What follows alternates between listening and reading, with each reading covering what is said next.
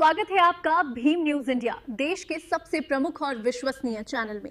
आप देख रहे हैं भीम न्यूज इंडिया। नमस्कार, मैं आपके साथ हूं। आइए जानते हैं आज की ताजा अपडेट्स। देश और दुनिया में क्या चल रहा है उसकी पूरी जानकारी लेकर हाजिर हैं। सबसे पहले बात करते हैं आज के मुख्य समाचार।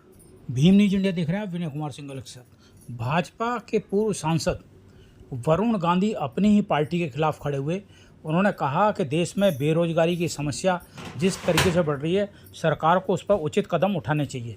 आगे बढ़ते हुए उन्होंने कहा कि मैं जैन जी के साथ हूं और इनकी मदद के लिए हमेशा खड़ा हूंगा। और देखिए क्या कुछ कहा भीम न्यूज इंडिया की रिपोर्ट। किसी दूसरे का नहीं है, आग कहीं और से शुरू होती है, मोहल्ले में घर हमारा भी है।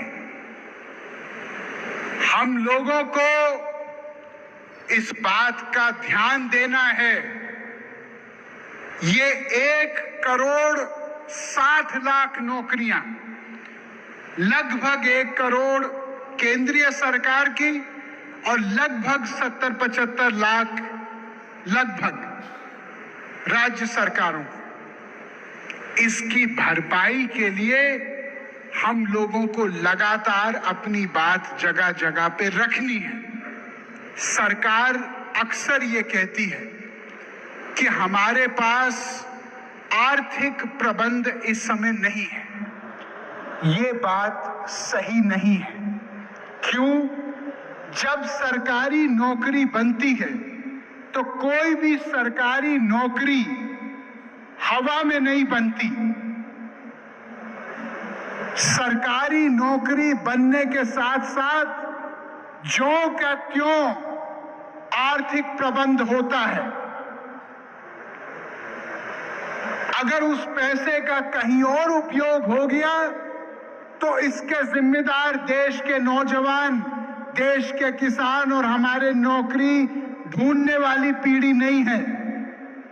जो सरकार ने वादा किया है, हम देश की जनता उम्मीद ये करते हैं कि उस वादा की पूर्ण पूर्ति होगी। क्या आप एक बात जानते हैं कि हमारे देश में अनेक सरकारों को मिला के केवल जो पेपर की फीस होती है परीक्षार्थियों की, अभ्यर्थियों की, उससे सरकार 1,300 करोड़ रुपए हर सालाना कमाती है। 1,300 करोड़ रुपए। सरकार का काम गरीबों के सपने के ऊपर एक बाजार और व्यापार खोलना नहीं है, सपनों की पूर्ति करना है।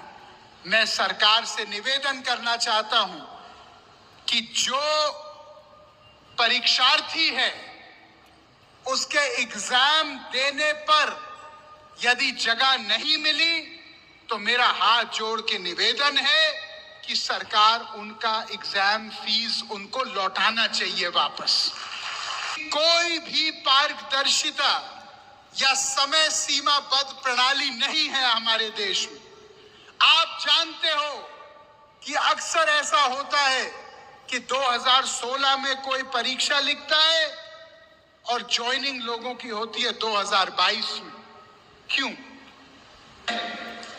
क्या आप जानते हो कि हमारे देश में जब एक नौजवान किसान, छोटा व्यापारी जाके लोन लेने की प्रक्रिया शुरू करता है तो इसके आंकड़े मैं आपको बताना चाहता हूं। 80% के आसपास लोन हमारे देश में, सरकारी आंकड़ा है, मेरा आंकड़ा नहीं है, लगभग 80% लोन उन उद्योगपतियों को केवल मिलते हैं जिनकी सालाना लेन देन, जिनका ईयरली टर्नओवर 100 करोड़ से ऊपर है। 55% केवल उन लोगों के पास जाता है जिनका सालाना लेन देन 1000 करोड़ से ऊपर है। यह सरकारी आंकड़ा है वित्त मंत्रालय का। जो बाकी 20% है वो कहां जाता है? 20% में 13% उन उद्योगों को जाता है जो सालाना लेन देन 5 करोड़ से लेकर 100 करोड़ तक है। इसका मतलब 99.9% जो भारत है उसको मात्र 7% लोन मिलता है हिंदुस्तान का। अब जब एक आम आदमी आत्मनिर्भर होने का रास्ता तय करेगा तो क्या वो अपने माता पिता से पूरे पैसे ले सकता है? नहीं ले सकता, क्योंकि इतनी किसी के पास आमदनी नहीं है। उसको बैंक से मदद की जरूरत है। अब जब बैंक में सारे मदद की प्रणाली ही समाप्त है एक आम इंसान के लिए, तो वो सपना क्या साकार हो सकता है? आप मुझे बताइए।